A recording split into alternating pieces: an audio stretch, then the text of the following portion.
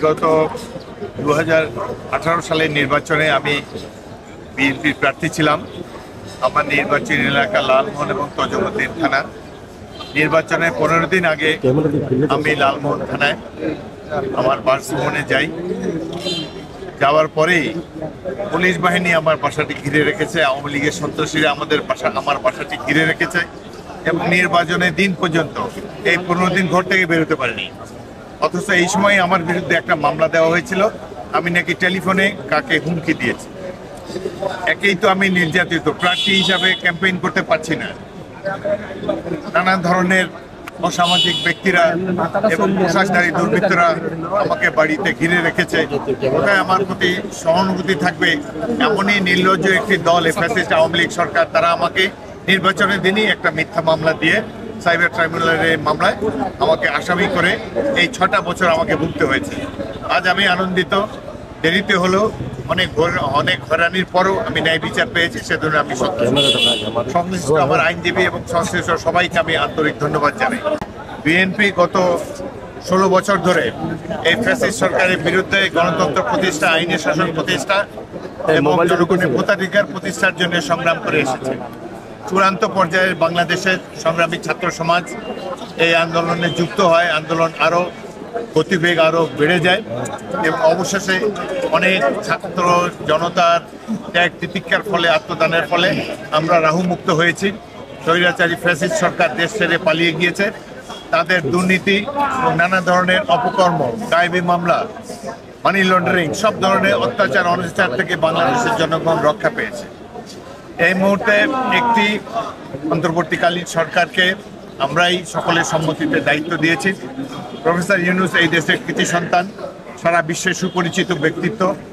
আমরা আশা করি যে তিনি তার উপর অর্পিত দায়িত্ব, তার এই উপদেষ্টা পরিষদ সহ এই দায়িত্ব পালন করবেন। একটি জিনিস আমাদের একটু অসঙ্গতিপূর্ণ মনে হচ্ছে, এই সরকারের প্রধান কাজ হলো একটি নির্বাচিত সরকারের কাছে দায়িত্ব হস্তান্তর করা। এদের কাছ থেকে নানা ধরনের কথা শুনি, কিন্তু নির্বাচনে কোনো কথা শুনি না। সাম্প্রতিককালে 2-1 দিন ধরে একটি সার্চ কমিটি গঠন করা হয়েছে এবং গতকাল মাননীয় প্রধান উপদেষ্টা বলেছেন যে শীঘ্রই এই নির্বাচন কমিশন গঠন হবে।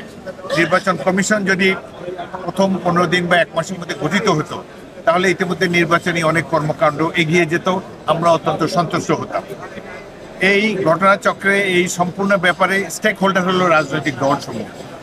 রাজনৈতিক দল, প্রধান রাজনৈতিক দল, তারা ইতিমধ্যে বলেছে, আমরা বলেছি যুক্তিযুক্ত সময়ের মধ্যে নির্বাচন চাই।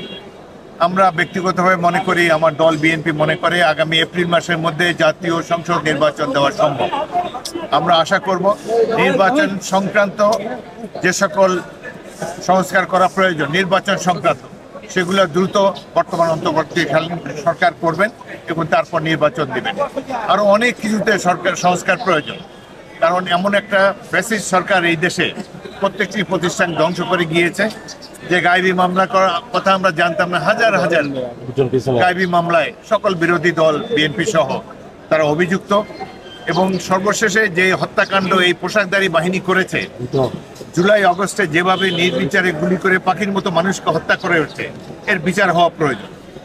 কিন্তু যা কিছু সংস্কার করার প্রয়োজন, এগুলো সময় সাপেক্ষ এবং এটি করার ম্যান্ডেট প্রাপ্ত হলো নির্বাচিত সরকার। আমরা আশা করি আগামীতে জনগণের ভোটে যে সরকার আসবে, তারা এই সকল সংস্কার কাজ যেটি বর্তমান সরকার করতে চান বা তারা যে সকল সুপারিশ করবেন, সেটি আগামী দিনে জনগণের নির্বাচিত সরকার বিবেচনা করে সেই সংস্কার সমূহ করা প্রয়োজন। এই সংস্কারের যৌক্তিকতা আছে। আমরা মনে করি বাংলাদেশের সমাজ দেহে রন্ধে রন্ধে যে ধরনের অন্যায়, অবিচার এবং ক্ষমতার লোভে পিষ্ট দুর্নীতিবাজরা রাজনীতির যে ব্যাপক দুর্নীতি করে গিয়েছে, সেই জন্য অবিলম্বে তাদেরও বিচারের আওতায় আনা উচিত। এগুলো সবই সময় সাপেক্ষ। আমরা আশা করব, প্রফেসর ইউনূসকে আমরা সমর্থন দিয়েছি, সামনেও সমর্থন দেব, তার উপর আমাদের আস্থা আছে। কিন্তু তিনি একজন বিজ্ঞ ব্যক্তি, সকলের নানা ধরনের কথা যেন তিনি প্রভাবিত না হন, এটাই আমরা আশা করব। আরেকটা জিনিস হলো, তারা অর্থনীতিকে ধ্বংস করে দিয়েছে। আজকে দ্রব্যমূল্য অনেক বেশি। এসব নিয়ন্ত্রণে করার জন্য, জনজীবনে শান্তি শৃঙ্খলা বিধানের জন্য নির্বাচিত সরকার প্রয়োজন। নির্বাচিত সরকার ছাড়া যত জ্ঞানী গুণী লোকের সম্মান হোক, এগুলো হলো সরকার হোক, এগুলো হলো দুর্বল সরকার। জনগণের আস্থা জনগণ নিজেরা কষ্ট করে ব্যালট বক্সের মাধ্যমে যে সরকারকে প্রতিষ্ঠিত করবে, এই সরকার জনগণের প্রতিনিধি হয়ে সকল ধরনের সংস্কার করতে বাধ্য থাকবে। আরেকটি কথা, কিছু কিছু ব্যক্তিবর্গ, সুশীল সমাজ, তারা বলেন যে রাজনৈতিক দলের লোকজন ভালো না, তাদের মধ্যেও দুর্নীতি আছে।